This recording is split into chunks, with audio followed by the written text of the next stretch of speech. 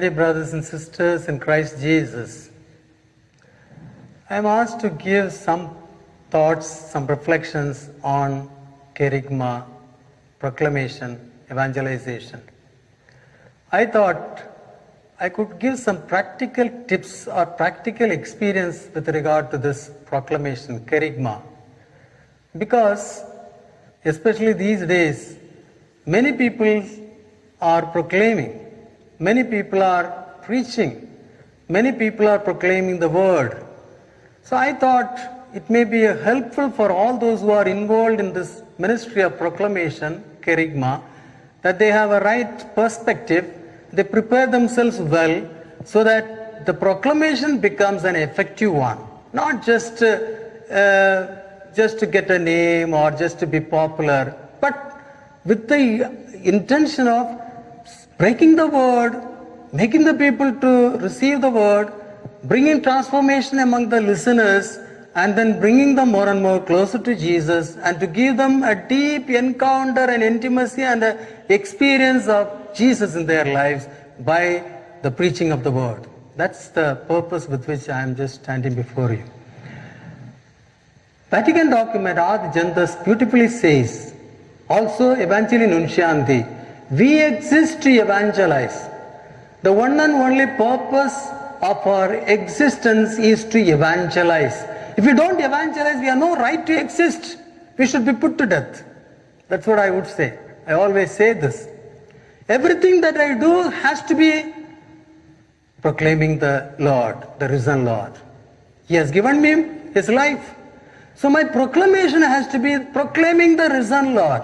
Now, when we speak of evangelization, there are some people who think of direct evangelization, indirect evangelization. There is no such things as direct and indirect evangelization.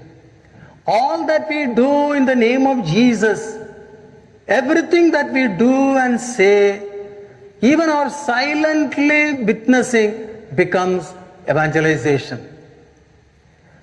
But in evangelization, there is proclamation, there is witness, etc., etc.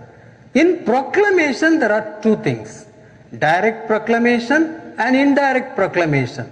Direct proclamation is, now I am speaking the word directly to you. It's a direct proclamation.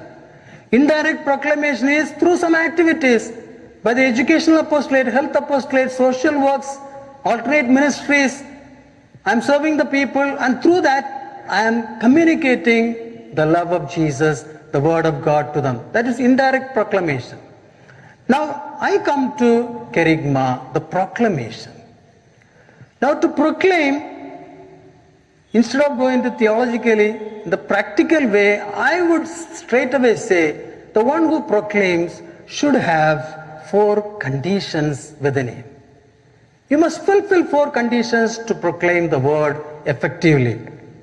The first condition is experience of salvation. We are not tape recorders. We are not pipeline where the water is flowing. But we are people who will give life. So proclamation is life-giving. We are breathing life into them, and for that I must have that life within me. When I announce the good news of salvation, I must be filled with that good news of salvation. If I am not experiencing the good news of salvation, I cannot give it. Namodat kodunon habet. So we need to have that experience of salvation. That's why Acts of the Apostle, chapter 4, verse 20, Peter says, for we cannot help speaking about what we have seen and heard. No one can stop us. It is within me. It is the essence of my life. So I cannot be stopped. There is an urge to share the experience, the command of Jesus. Go and proclaim. Because I have experienced Him. He is within me. I am filled with Him. It cannot be controlled. And that's why. So we need to have it within us.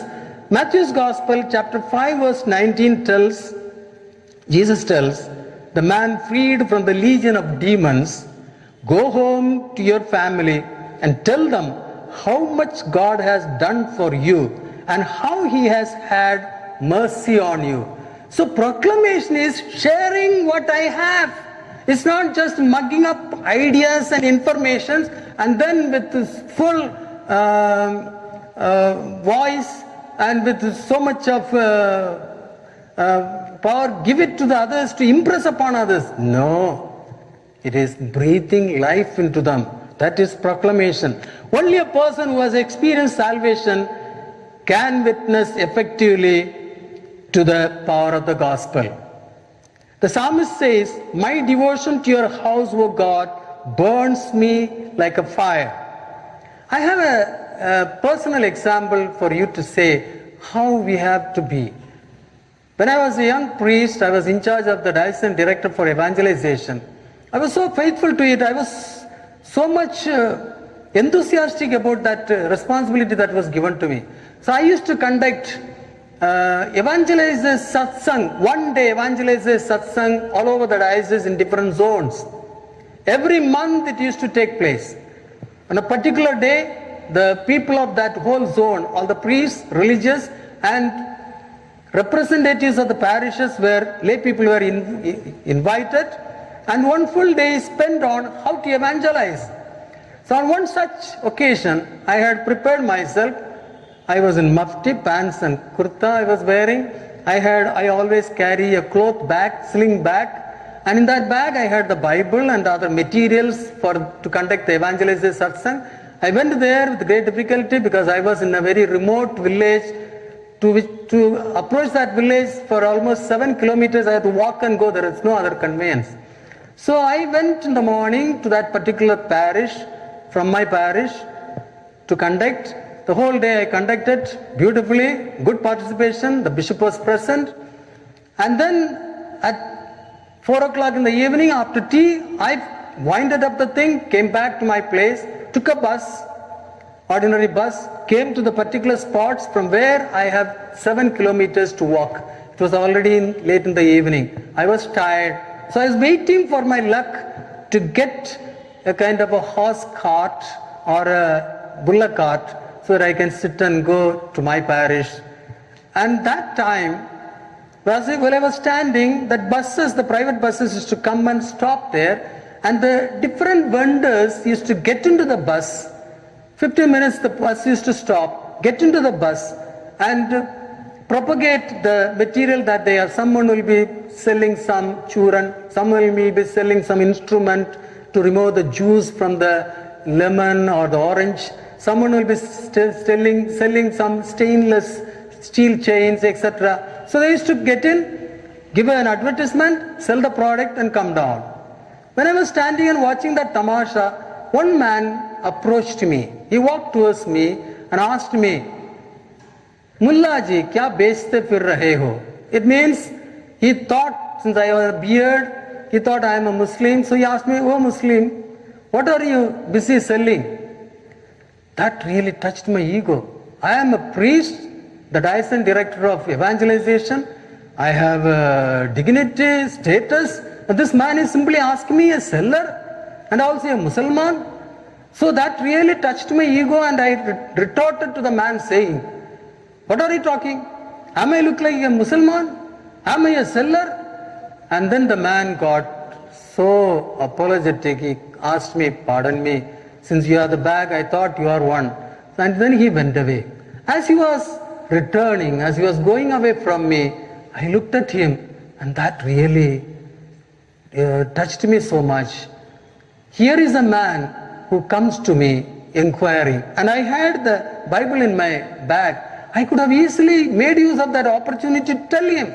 Throughout the day I shouted at the top of my voice to tell all the priests, religious and the people, every occasion you have to make use of to evangelize, but here I failed miserably. It's because I am just doing a duty that is entrusted to me. I didn't have that fire within me for Jesus. It's only that made me to realize, and then I started really growing in the love of Jesus in order to do the mission.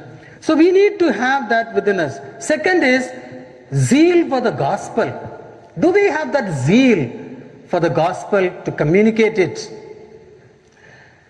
John chapter 2 verse 7 we read, "The zeal of my house has consumed me."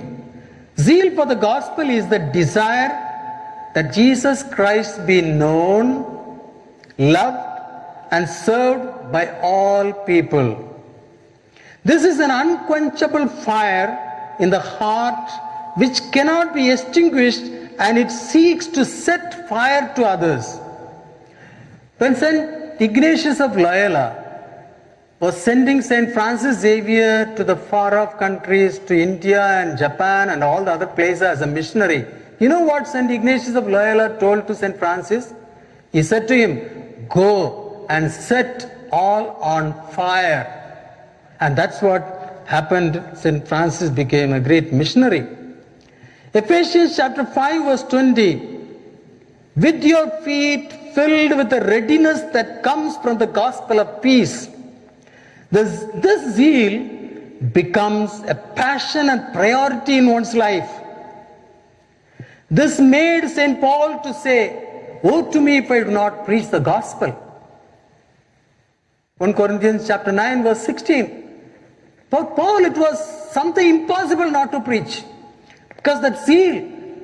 Again we find St. John's Gospel chapter 1 verse 35 onwards, the early apostles, the two apostles, Andrew and John, walked behind Jesus when St. John the Baptist told, "Behold the Lamb of God." They walked behind him. Jesus turned and asked, "What you are looking for?" And they said, "Lord, where you live?" And they went with him and lived him.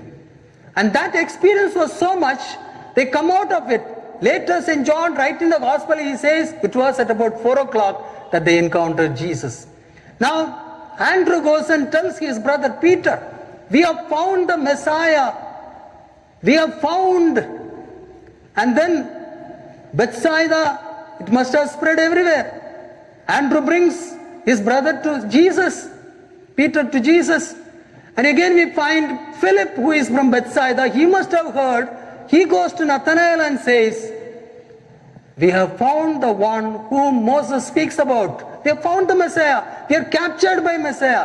That experience, that being captured by the experience of Jesus, experience of the gospel, that is a must to proclaim the good news.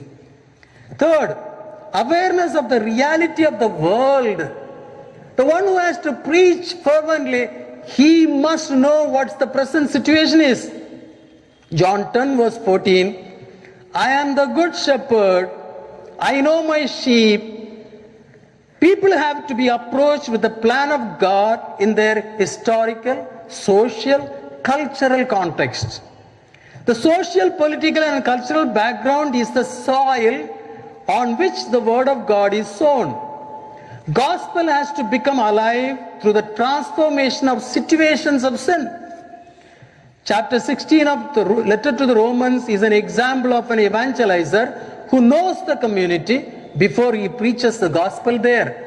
And so, knowing the situation, today there are so many preachers interpret the word of God literally, literal translation. There are so many people make errors. The gospel is alive and active. It is not a recorded thing long back, a story to be read, a matter to be discussed. No, the gospel is alive and active. It is present now. It speaks to my situations. Otherwise it's useless. And that's why we need to know the situations.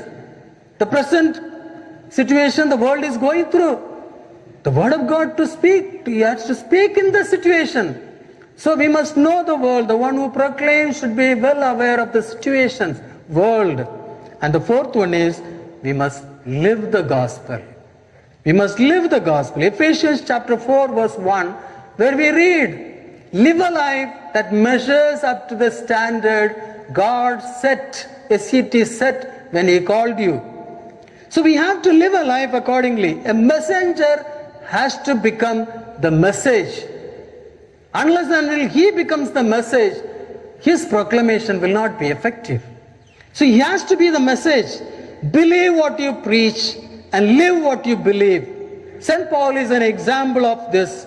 And so he could say in his letter to the 1 Corinthians chapter 11 verse 1, "Follow my example as I follow the example of Christ." Today, our life is very important. When we preach, that preaching should be supported by our life, our activities, our relationships. Unfortunately, today there are so many preachers whose lives are questionable. Unfortunately, today there are very high speakers who go and pull the crowd, but their life is a scandal. Maybe they are not living a proper life with their spouse, or maybe they are having another relationships. We have experienced, we have come to know people of that sort. And so this is not going to be effective at all. So to preach the gospel, first my life has to be changed, transformed. The gospel should speak to me, change my life, and I must speak. I must live that gospel, and then I have to speak. People, when Jesus preached, what did the people say? This man is not like the others. He speaks with authority. What's that authority? Because Jesus always preached, always spoke what he lived. So, my dear brothers, this is just a few examples, tips, practical tips for those who are proclaiming. Proclamation is the most beautiful ministry. To administer the sacraments, we need to be holy, but even if you are not in the state of grace, the church supplies it. But to proclaim the word of God, the one who proclaims has to have personal holiness. Let us realize that, and when we are involved in this ministry, pray to the Lord to anoint us and equip us to proclaim well from our own lives. Thank you.